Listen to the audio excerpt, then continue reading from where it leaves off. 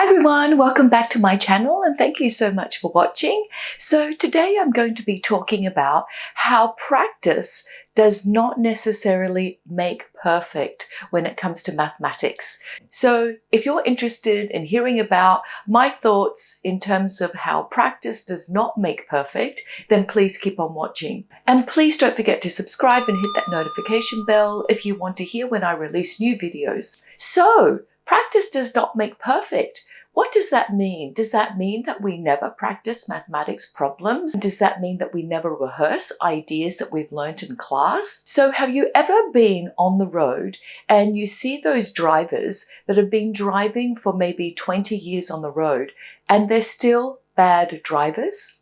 They have been practicing driving for the last 20 years and yet they're still bad drivers. So we really have to think about what kind of practice we want our students to engage in. Now, I was reading a wonderful blog post by Mark Chubb, and I'll link his blog post down in the comment section below. And he was talking about the difference between rote practice and dynamic practice. So I'm just going to put the actual table that he included in his blog here. And you can see, looking at the table, that rote practice in terms of the goal, the focus, and roles and process is actually very different to dynamic practice. One big difference, I think, is that in rote practice, students are often quite passive.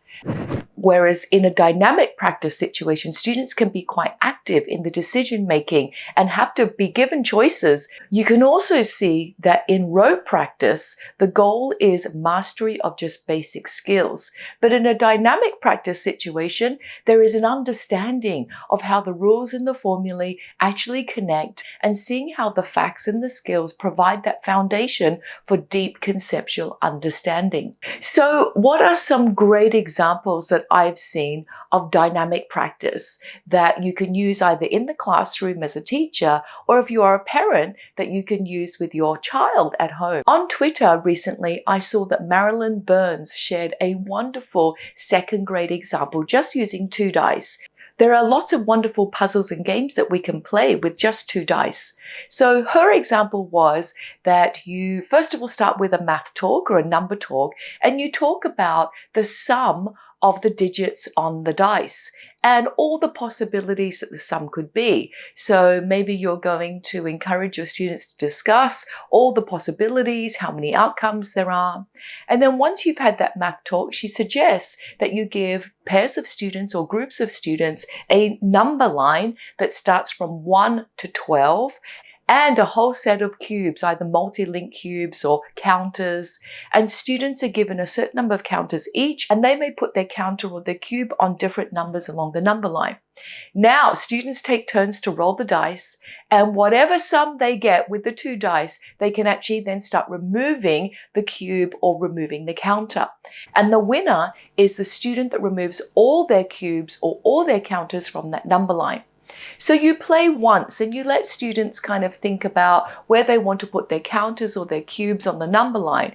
But when you play a second time, you can start asking some really interesting questions, such as which sums of the 2 dice are more likely to happen. And you can start encouraging your students to be more strategic about where they put their counters so that it really helps them understand the idea of probability. Now, another example that I saw from Mark Chubb's blog was when you have 2 dice and you throw the dice, and this time you throw the dice 4 times. So the first 2 times you make a 2-digit number. The third and fourth time you make another 2-digit number. So the goal of that game is which student can create 2 2-digit numbers to get as close to 100 as possible.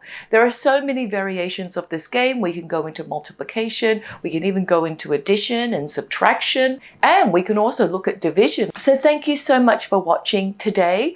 I hope that we try to encourage a lot more dynamic practice in our class so that that practice for our students is more meaningful and really helps students to understand the connections between the facts and skills and those deep conceptual understandings that we want our students to arrive at.